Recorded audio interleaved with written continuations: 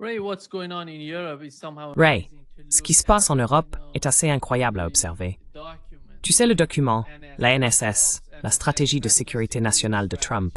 On peut percevoir une certaine forme de désespoir ou de panique en Europe. Et voici ce qu'a déclaré le secrétaire général de l'OTAN, Mark Rutte.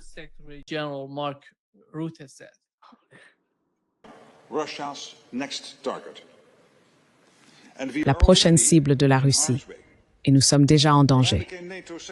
Lorsque je suis devenu secrétaire général de l'OTAN l'année dernière, j'ai averti que ce qui se passe en Ukraine pourrait aussi arriver à des pays alliés. Je crains que trop de gens ne soient tranquillement complaisants, que trop ne ressentent pas l'urgence et que trop croient que le temps joue en notre faveur. Ce n'est pas le cas. Le moment d'agir, c'est maintenant. Le conflit est à notre porte. La Russie a ramené la guerre en Europe et nous devons être prêts à affronter l'ampleur d'une guerre que nos grands-parents et arrière-grands-parents ont endurée. Imaginez-le, un conflit atteignant chaque foyer.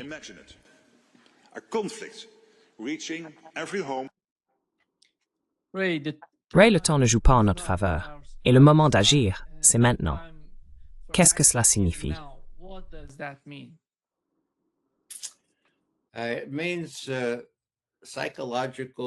Cela signifie du bavardage psychologique et politique. Rutte s'exprime dans la tradition d'un paradigme transformé. Tout est émotion, tout est drame. Il n'y a ici aucun calcul rationnel. Je veux dire, il n'y a aucune reconnaissance du fait que l'Ukraine a perdu la guerre, par exemple. Un petit détail, en somme. Cela montre que l'OTAN s'est vraiment effondrée jusqu'à devenir pratiquement sans importance. Et en réalité, c'est une sorte de consolidation de l'idée que beaucoup de gens, moi y compris, ont eue après le dernier sommet de l'OTAN. Lorsque Rutte a dit « Oh, papa est là, maintenant tout va bien », vous voyez? Eh bien, j'ai dit à l'époque que papa est un coureur de jupons, un bon à rien, n'est-ce pas? Et pour ceux de notre public qui ne savent peut-être pas ce qu'est un bon à rien, c'est un type qui ne paye pas la pension alimentaire, d'accord? Donc vous voyez, je pense que c'était une bonne analogie. Quoi qu'il en soit, c'est le même Rutte qui a présidé ce que je pense, et retenez bien mes mots, être le dernier sommet de l'OTAN. D'accord, il y a quelques mois.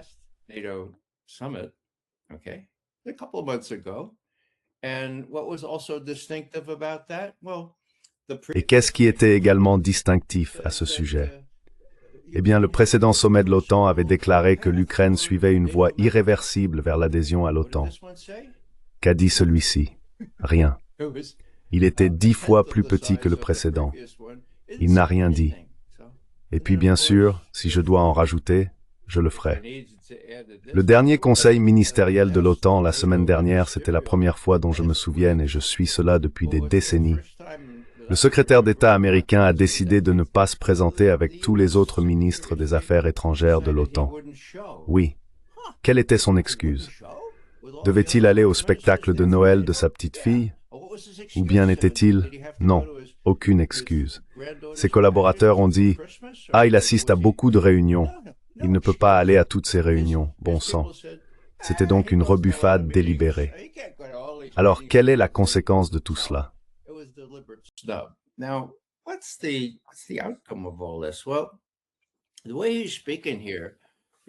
Eh bien, la façon dont il parle ici, vous savez, j'étais tout petit quand Adolf Hitler faisait ses discours. Maintenant, Graham était bien plus âgé que moi, et mes parents ne me laissaient pas les écouter parce que j'avais entre 1 et 5 ans. D'accord. Mais j'en ai entendu beaucoup depuis. Et j'ai entendu George W. Bush dans ses discours, sa manière de peindre le sombre, le mal et la lumière, vous voyez. Et j'écoute Rutte, et je vois des vestiges de ce genre d'approche, qui fait appel à l'émotion, pas à la réalité. Et vous savez, si ce n'était pas pour le fait que ça a conduit à la Seconde Guerre mondiale la dernière fois, j'en rirais. Mais mon Dieu, il faut le prendre au sérieux, parce qu'il n'y a pas de médias libres en Europe.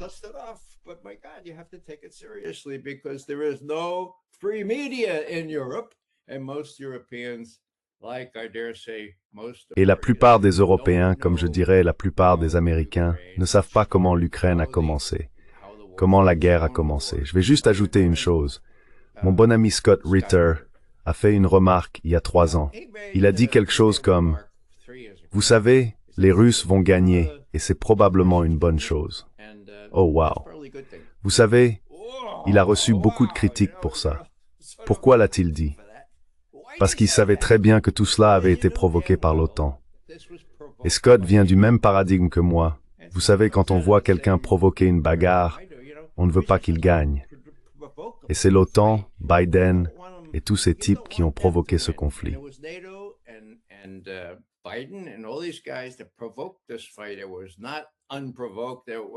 Ce n'était pas sans provocation. Ce n'était pas une attaque à grande échelle. Il y a des doutes quant à savoir si c'était illégal. Tous ces mots codés. Bon, pour défendre mon ami Scott, il est du côté du plus faible. Il soutient celui qui a été provoqué. Et vous savez, cela a un certain sens. Et au fil des événements, je pense que nous verrons que ceux qui ont compris que c'était une provocation et qu'il fallait que les Russes s'en chargent, qui n'avaient pas d'autre choix viable, comme je le dis depuis des années, auront eu raison. Et les Russes de ce monde, espérons-le, finiront dans les poubelles de l'histoire plutôt que de déclencher la Troisième Guerre mondiale.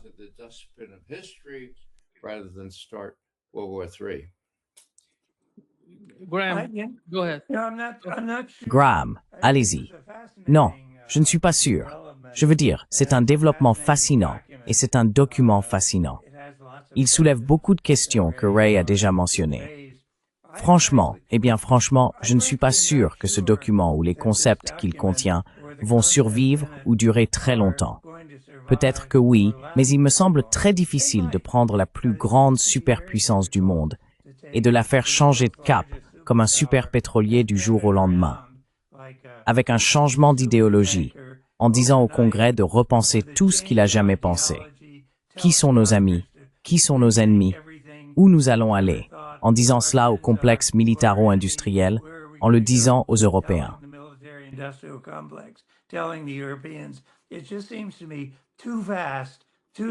Il me semble simplement que c'est trop vaste, trop difficile et pas assez réfléchi pour durer très longtemps sous sa forme actuelle. Je ne veux pas dire qu'il n'y a pas de vertu à revenir vers l'Amérique latine, mais, vous savez, il existe beaucoup d'autres régions du monde tout aussi importantes.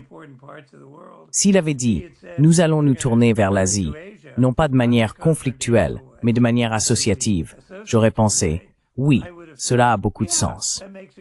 Mais revenir vers l'Europe, vers l'Amérique latine, et que votre premier acte soit de déclarer la guerre, et peut-être d'essayer de s'emparer des avoirs du Venezuela, cela ne me semble pas avoir de cohérence pour l'avenir. Je peux me tromper. Ce n'est que mon opinion.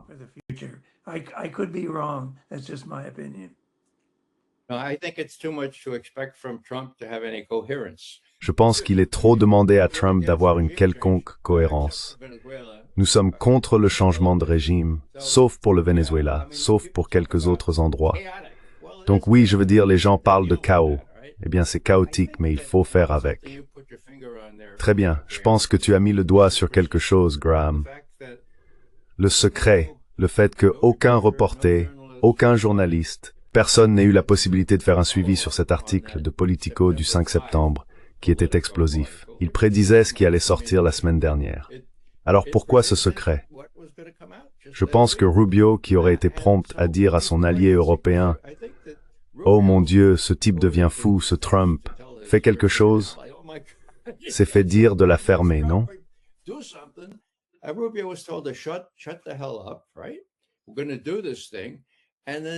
Nous allons le faire. Et puis, les gens de Rubio n'étaient probablement pas impliqués là-dedans. Ça devait être ses rédacteurs de discours. Il y en a quelques bons, l'un travaille pour le vice-président, et c'était bien écrit, comme je l'ai déjà dit. Au moins, tu sais, c'est incohérent, mais c'était lu bien mieux que tout ce que Trump pourrait dire. Donc tu vois, il faudra attendre pour voir. Et tu as raison d'être très sceptique quant à la possibilité de faire virer un porte-avions en si peu de temps. Mais je pense que cela explique le secret avec lequel tout cela a été préparé et le fait que même les journalistes privilégiés en ont été exclus. Rubio, Kellogg et les autres ne pouvaient pas faire fuiter ces informations, soit parce qu'ils n'étaient pas au courant, soit parce qu'on leur avait dit de ne pas le faire.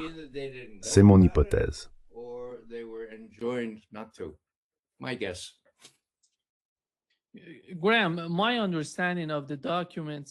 Graham, d'après ce que je comprends des documents sur la stratégie de sécurité nationale, il s'agit des politiques des administrations.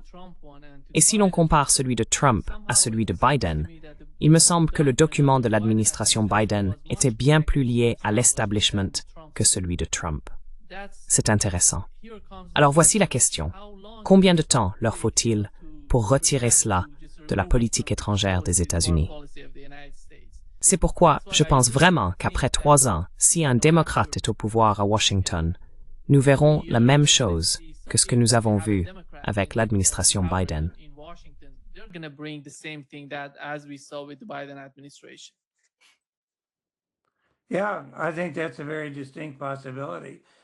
Oui, je pense que c'est une possibilité très réelle. Vous savez, c'est une expression très courante que j'ai utilisée, et probablement vous deux aussi, ainsi que d'autres, selon laquelle on ne sait jamais ce que Trump pense, et qu'il reflète sans doute les opinions de la dernière personne à qui il a parlé. Donc, encore une fois, je suis stupéfait. Je n'aurais pas prédit que Trump puisse approuver, signer et assumer un document qui remet autant en question tout ce qu'il a jamais dit. Et je ne serais pas surpris qu'il le renie demain, sauf que ce serait très difficile à faire. Mais rien ne me semble vraiment cohérent. Et le Pentagone n'a pas pipé mot à ce sujet. Des implications énormes. Comme je l'ai dit, c'est le document le plus important depuis l'effondrement de l'Union soviétique en matière de stratégie nationale. Bref, je reste profondément perplexe et incertain quant à ce que tout cela signifie au final.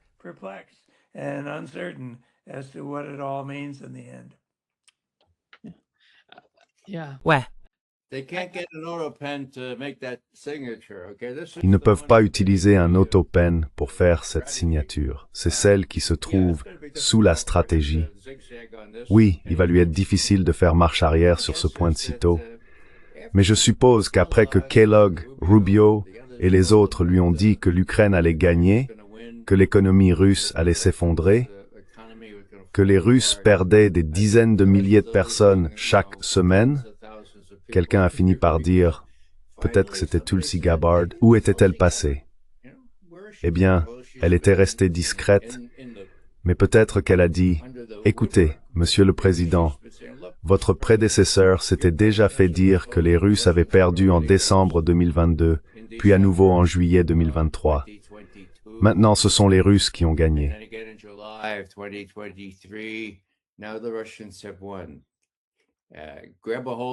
Saisissez cela, Monsieur le Président.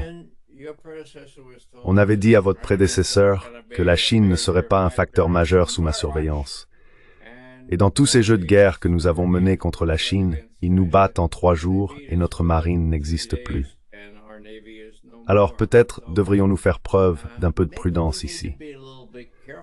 Nous avons aussi eu des problèmes sur le plan intérieur. Alors montrons nos muscles et frappons-nous la poitrine là où nous le pouvons, là où personne de sérieux ne va. Eh bien, vous dites qu'il n'y a pas de menace nationale. Oh, peu importe. Nous faisons simplement semblant qu'il y en a une, avec la drogue et tout ça.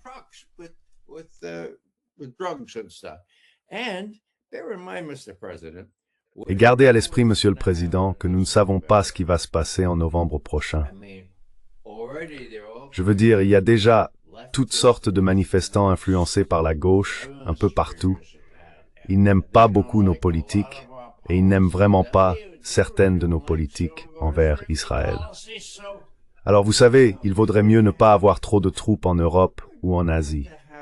Peut-être devrions-nous en ramener quelques-unes plus près de chez nous, au cas où elles seraient nécessaires pour réprimer une insurrection dans notre propre pays.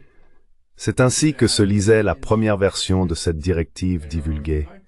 Je dirais qu'elle y figure probablement encore, simplement dans un codicile secret.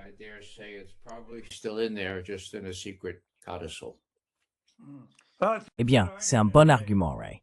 Intéressant.